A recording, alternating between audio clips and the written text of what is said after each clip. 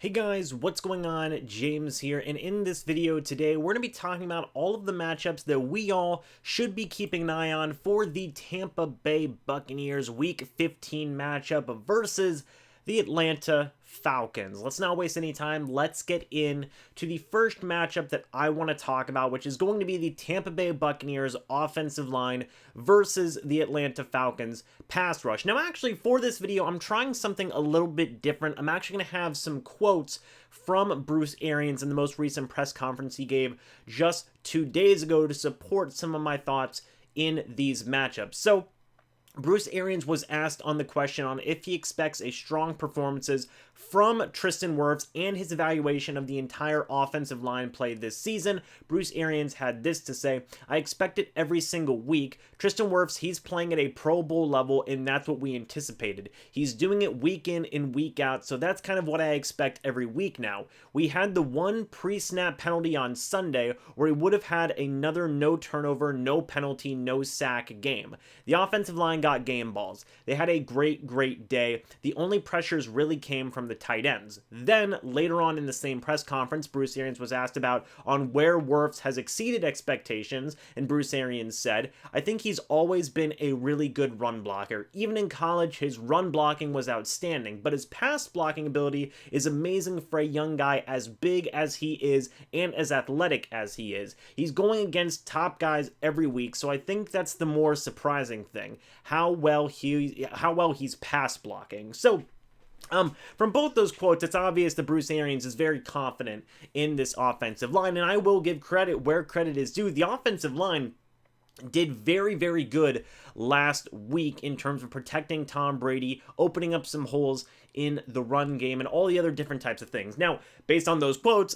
Bruce Arians thinks that Tristan Wirfs is just an absolute all-star. He's playing at a Pro Bowl level every single week. I don't think Tristan Wirfs will make the Pro Bowl, unfortunately, but that would be a great thing to see. But the point is that the expectation every single week right now, at least in Bruce Arians' mind, is for these guys to be playing at a very high level, and I don't think that that's a crazy thing to say. We all know how good Tristan Wirfs is. We all know how good Ryan Jensen is. We all know how good Ali Marpet is. The two question marks, if anything, Alex Kappa, although, somebody did point out to me that Alex Kappa is actually doing very well in Pro Bowl voting right now, so good job to him for that. And then Donovan Smith. But Donovan Smith is coming off of a very solid game that he had last week. So let's hope that the offensive line as a whole, even some of the weaker members of that offensive line, can continue that momentum from a strong game that they had last week, take that into this week, and overall do a pretty decent job. I do think that the Falcons pass rush is better than what we saw from the Minnesota Vikings last week. They do have some very interesting pieces there, and they definitely have more depth, I think, than what the Vikings have been working with.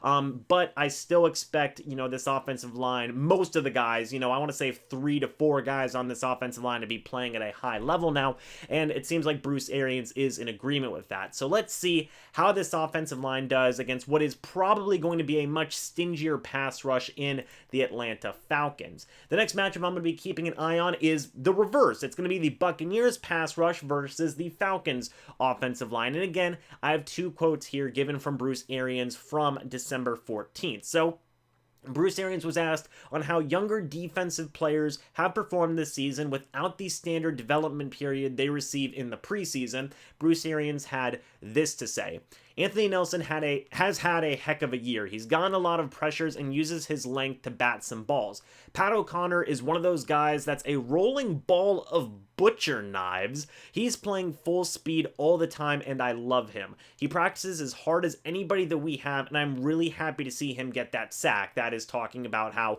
last week versus the Minnesota Vikings, Patrick O'Connor, I believe, got his first career sack. So good job to him for that. Another question that Bruce Arians was asked was on having offensive linebacker or outside linebacker Shaq Barrett and outside linebacker Jason Pierre-Paul on each side of the defensive front and their versatility. Bruce Arians had this to say: "It is a luxury, and we don't plan on Shaq going anywhere. I don't think he wants to go anywhere because having JPP, Jason Pierre-Paul, on the other side really helps him out, and I think vice versa. Putting them over the guards this week, they did some different stuff, and they're a heck of a duo, man.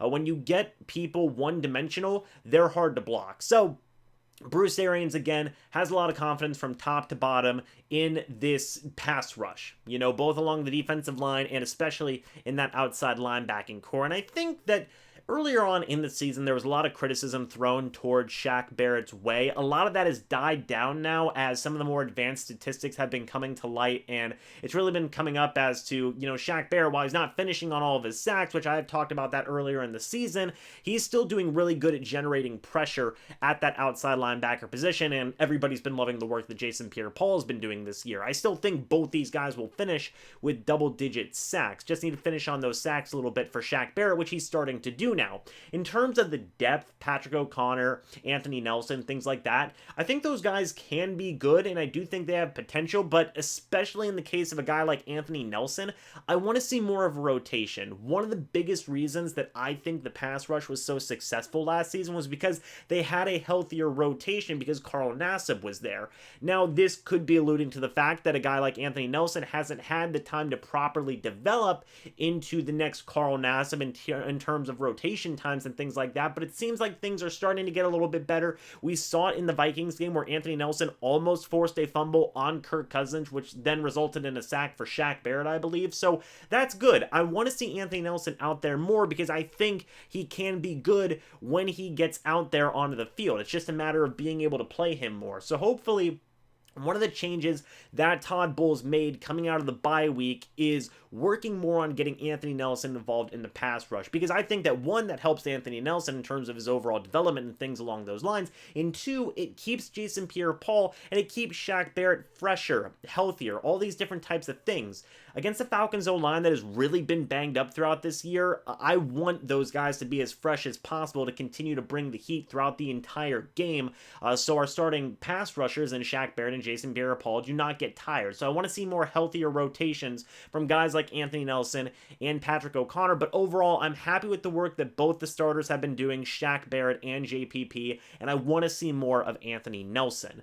But the next matchup I'm going to be mentioning here, guys, is going to be the Buccaneers secondary and run defense versus the Falcons offense. Another quote from Bruce Arians. He was asked on how the Atlanta Falcons have responded since interim head coach Raheem Morris took over. Bruce Arians had this to say. I think they really have identified with Raheem, and Raheem brings a ton of energy. Having coached both on their offense for a couple of years and on their defense, he's got great relationships with all of the guys.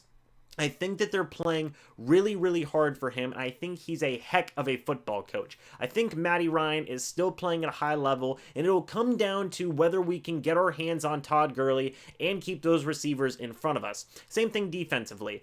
They've started pressuring the quarterback a lot more in recent weeks. That's what I was alluding to earlier. I think they're playing their tails off for Raheem. So I did talk about that pass rush earlier versus the Tampa Bay Buccaneers offensive line. I've already addressed that, but in terms of this Falcons offense, Todd Gurley should not be overlooked at the running back position. I think that he is honestly having a little bit of a resurgence here with the Atlanta Falcons. He's running hard. He's still showing power in his running. I don't think he's necessarily as fast or as elusive as he used to be. Part of that could be due to knee injuries and things like that, but I still think he is a very capable starting running back in this league 100%. And of course, everybody knows about all the good, receiving weapons that this Atlanta Falcons offense has in Calvin Ridley. If Julio Jones plays, you can obviously not overlook Julio Jones. Russell Gage has been a little bit of an up-and-coming wide receiver for this Falcons offense this year. And then also at the tight end position, Hayden Hurst is, again, kind of an underrated tight end. I mean, he has really filled in role for the absence of Austin Hooper. So this is an offense that you cannot take lightly, especially with Matt Ryan at quarterback. I think that he can be a very capable quarterback in this league. He has struggled the past couple of weeks in certain things, throwing interceptions, missed throws, things like that. But overall, this is a Falcons offense that you can't ignore. And it's actually very ironic because Raheem Morris, former Tampa Bay Buccaneers head coach, offensive coordinator Dirk Cutter, former Tampa Bay Buccaneers head coach. So it's really weird, man. This is like a who's who of who has coached the Tampa Bay Buccaneers in the past. It's a very interesting thing to see. So I'm kind of excited to play both of these former Bucs head coaches. I really want to see them dominate the Falcons, just to, stick it to them, I guess. I don't know. It's fine. I like Raheem Morris. Dirk Cutter, not so much. But we'll see what happens in terms of that. You cannot overlook this offense. All the weapons that they have, both in the running game and in the receiving game as well. Both the secondary and the run defense is going to have to be on point. I've seen a lot of people shout out, Nacho, Raheem Nunez-Roche. He's been playing very good in the absence of Vita Vea, and I agree with that wholeheartedly. I think Steve McClendon's also been a very solid rotational piece there in the middle of that defensive line. Sue's still playing pretty good. William Golston's been a little bit quiet in recent weeks, but he's still playing pretty good. And then in that secondary, Sean Murphy-Bunting, Jamel Dean, they have struggled a little bit in their second year. Bruce Arians also mentioned in the press conference 2 days ago that, second-year players have definitely struggled because of the lack of prep time throughout the offseason. But they're still, up and down in terms of their overall play. Carlton Davis, in my opinion, is still playing very good, minus that one game versus the Kansas City Chiefs, which I, again, still don't really fully peg on him. And if Julio Jones does play in this game, it's going to be a very interesting matchup for Carlton Davis. But even if he has to go up against Calvin Ridley because Julio Jones may not play in this game, that's going to be another interesting matchup as well. I think whoever Carlton Davis goes up against is going to be a fun matchup to watch, and I would be excited to see that. So, yeah, let's pay attention to the Buccaneers secondary and the Buccaneers run defense versus what is a very stacked, very solid starting Falcons offensive unit in terms of the skill position players.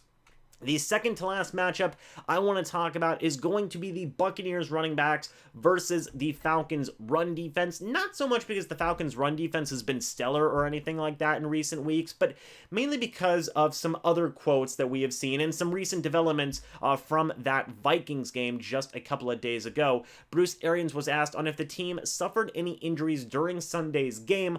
Bruce Arians said, "We're waiting to see. Ronald Jones may have fractured a pinky, so we will wait and see." It was actually just reported recently that he will have a small surgical procedure done on that pinky, putting a pin in it to help out with recovery and things like that. It happened earlier in the game, and he went back and played with it. Whether they have to put a pin in it or not, we will have to wait and see. They did have to put a pin in it. I don't know what that will do. Chris Godwin played through it, and we'll see what happens with him. I think that's about it as far as anything that could be major. So, if Ronald Jones is dealing with a pinky injury, I would say he's at least limited in this upcoming game versus the Falcons because you don't want to re-hurt him or anything like that. So Bruce Arians was then asked on if running back Lashawn Mccoy will continue to be utilized throughout the final 3 games of the regular season. Bruce Arians said, that's something that we'll evaluate each week and see what the best 47 active man roster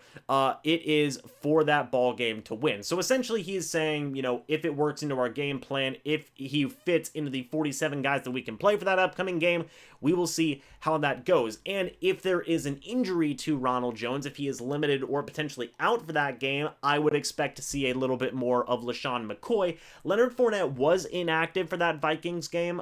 Bruce Arians came out and said after the game, he said, "I love Leonard Fournette. It was just a simple matter of couldn't get all the guys that we wanted out there, and he will factor in later, and he'll factor into the he'll play more. Okay, it was just a matter of circumstances and things along those lines. The reason as to why Leonard Fournette could not play.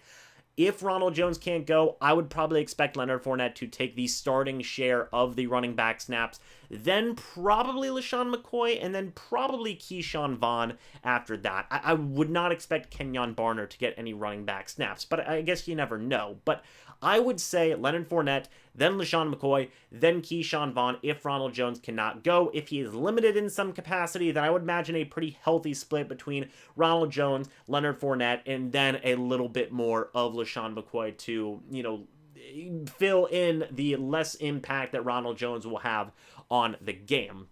Finally, guys, the last matchup that I'm going to be talking about here is going to be the Buccaneers special teams unit versus the Falcons special team unit. And the main reason I have this on here is because if you guys have not seen, Bradley Pinion, our punter, Ryan Suckup, our kicker, and Zach Triner, our long snapper, have all been put on the illness list this Wednesday. It is not reported if they have an illness or they were in close contact with an illness or anything like that, but they are on the illness list, and now they might not be playing in this upcoming game. Right now, the Buccaneers have Greg Joseph, kicker, on their practice squad right now. You would figure that if all three of these guys can't go, Greg Joseph will be there. In terms of holder and punter, I mean, he might have to do both. And in long snapper, they have a long snapper as a backup that they can do. Worst comes to worst, you get a backup offensive lineman in there. I know the Buccaneers have had backup long snappers in the past, so I'm not worried about that. But if both the kicker and the punter can't go, it's going to be a long day for Greg Joseph. His leg is going to be busy. Also, something to note out is that the Buccaneers also worked out punter Dustin Colquitt, who is a two-time Pro Bowler with the Kansas City Chiefs. He is 38 years old right now. Kicker Brett Mayer, who has spent time with the Jets and the Cowboys. And then finally, Garrison Sanborn, the long snapper. They brought all three of those guys in for a workout. Garrison Sanborn used to be the long snapper for the Tampa Bay Buccaneers a time ago. Fun fact for you guys there. But I had this matchup here simply because if the Buccaneers starting special teams unit guys can't go, Bradley Pinion, Ryan Suckup, and Zach Trenner, three guys who have all had a very good year so far this year. Some of you guys corrected me about Bradley Pinion. He is the people's champ after all. If they can't go, that is seriously going to be a potential problem for this Bucs team come the Falcons game if all of your starting special teams guys can't go. Your kicker, your punter, and your long snapper. Again, I'm not so worried about the long snapper because you can have guys fill in for that, but a kicker and a punter missing, Greg Joseph might have a very busy Sunday. Maybe they'll bring in Dustin Colquitt or something like that to try and help out. We will have to wait and see. But guys, that is really going to be it for this video. Let me know your thoughts about all the matchups that I talked about down in the comment section below, and let me know how you feel about bringing up some of these Bruce Arians quotes. Do you want to see me use these in the videos throughout the week? Leave me your thoughts about that. But anyway, guys, that's going to be it for this video. I hope you all enjoyed, and I will see you guys in the next video or the next live stream. But until then, and as always, guys, goodbye for now, and go Bucs!